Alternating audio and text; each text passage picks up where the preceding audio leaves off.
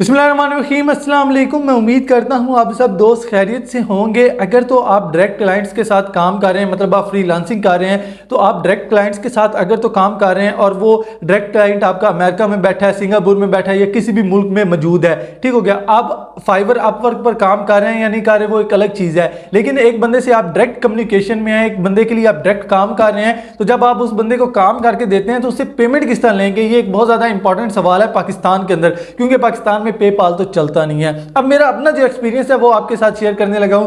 मैं कुछ direct clients के लिए काम करता हूं और हम पिछले 6-7 महीने से जो पेमेंट का गेटवे यूज कर रहे थे वो ट्रांसफर वाइज था। अब ट्रांसफर वाइज के साथ हमारा एक्सपीरियंस बड़ा अच्छा जा रहा था। एक्सचेंज रेट तो हमें मार्केट का मिल रहा था, बहुत अच्छा एक्सचेंज रेट मिल रहा था। और दूसरी बात यह है कि पेमेंट जो है वो तकरीबन हमारे पास 15-20 मिनट के अंदर हमारे अकाउंट में आ जाती थी, तो वो बहुत ज़्यादा स्मूथ जो है वो पास पे चल रहा था। लेकिन पिछले 2-3 महीने से जो है वो ट्रांसफर वाइज में बहुत बड़ी तब्दीलियां आई हैं और इस वजह से जो है हमने ट्रांसफर वाइज को खैरबाद कह दिया है और एक नए जो गेटवे मनी प्लेटफॉर्म है उसकी तरफ चले गए हैं, वो बताने लगा हूं। यहाँ पे आपको ये बताता चलूं कि ट्रांसफर वाइज में चेंजेस क्या आई हैं और क्या क्या हमें मसले जो है वो फेस करने पड़े। सबसे पहली बात यह है कि ट्रांसफर वाइज ने लिमिट ऐड कर ली, क्योंकि पाकिस्तान की जो करेंसी है उसकी अनसर्टेनिटी बढ़ रही थी, तो उन्होंने कभी वो 80,000, कभी 30,000, कभी 1,20,000 और अभी आई थिंक 2,20,000 के करीब जो है वो लिमिट ऐड है। मतलब कोई भी बंदा जो है वो 2,20,000 से ज़्यादा में पैसे नहीं भेज सकता। और दूसरी बात यह है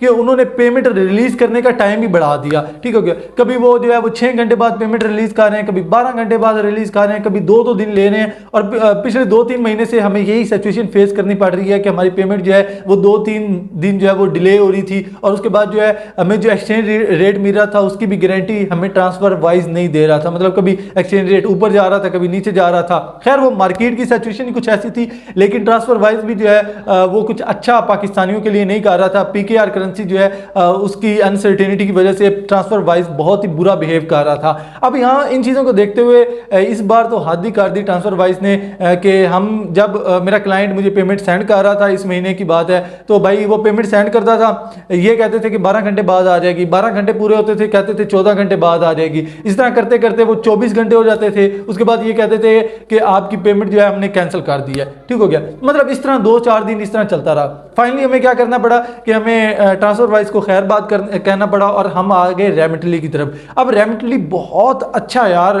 इसके साथ हमारा जो अभी तक एक्सपीरियंस रहा है ना वो बहुत ही ज़्यादा अमेजिंग है। सबसे पहली बात यह है कि रेमिटली पर आपको एक्सचेंज रेट जो है वो मार्केट का मिलता है।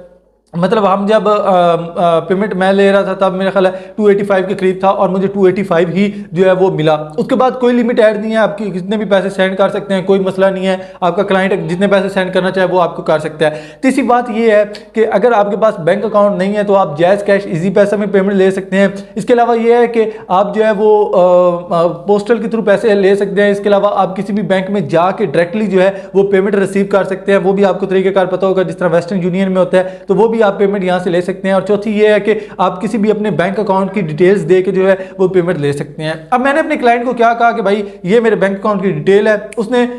उसने भी रेमिटली का नया अकाउंट बनाया था, उसी वक्त उसने अकाउंट बनाया, उसी वक्त उसने वेरिफिकेशन की और 5 मिनट के अंदर उसकी वेरिफिकेशन हो गई। उसने मेरे बैंक अकाउंट की डिटेल्स ऐड की और विद इन फ्यू सेकंड्स, मतलब 10 सेकंड भी कंप्लीट नहीं हुए होंगे कि पेमेंट मेरे अकाउंट में आ गई। और ऑफकोर्स यार ये बहुत अच्छी फीलिंग होती है कि इतने हेक्टिक सिचुएशन हमें फेस करनी पड़ रही है ट्रांसफर वाइज की तरफ से और रेमिटली जो है हमें चंद सेकंड में पैसे दे रहा है और अच्छे एक्सचेंज रेट के साथ दे रहा है। तो भाई आप किसको प्रेफर करेंगे? रेमिटली को करेंगे। बेशक हमारा पिछले 6-7 महीने का जो एक्सपीरियंस है ट्रांसफर वाइज के साथ जा रहा था वो अच्छा जा रहा था, लेकिन पिछले 2-3 महीने में जो वो सिचुएशन हमें फेस करनी पड़ रही थी ट्रांसफर वाइज की तरफ से, तो इस वजह से ट्रांसफर वाइज को हमने खैर बात कह दिया। अब वीडियो बनाने का मकसद सिर्फ यही था कि भाई अगर तो आप फ्रीलांसिंग कर रहे हैं ना तो आप कोशिश करें कि ट्रांसफर वाइज अगर यूज करते थे आपको इश्यूज आ रहे हैं तो आप रेमिटली की तरफ आ जाए, या अगर रेमिटली आप यूज नहीं करना चाह रहे तो आप वेस्टर्न यूनियन के थ्रू जो है वो डायरेक्ट पेमेंट ले सकते हैं। वो भी एक आसान तरीके का आ रहा है। पाकिस्तान में पेपाल चलता नहीं है, कुछ भी नहीं कर सकते। तो ये एक इन्फॉर्मेटिव वीडियो थी उन लोगों के लिए जो कि फ्रीलांसिंग करते हैं, जो कि इस काम में मौजूद हैं। तो आई होप किसी एक बंदे को फ़ायदा हो गया होगा ना तो मुझे दुआ दे देगा। कोई इस वीडियो से हो सकता है ये वीडियो इतनी अच्छी ना बनी हो, लेकिन जिस बंदे को पता है ना इन चीज़ों का तो वो बंदा मेरी बातों को समझ रहा होगा। तो मिलते हैं इंशाल्लाह अपनी अगली वीडियो में। अपना बहुत सारा ख्याल रखें, मुझे दुआ में याद रखें। Till next time, take care, खुदा हाफिज़।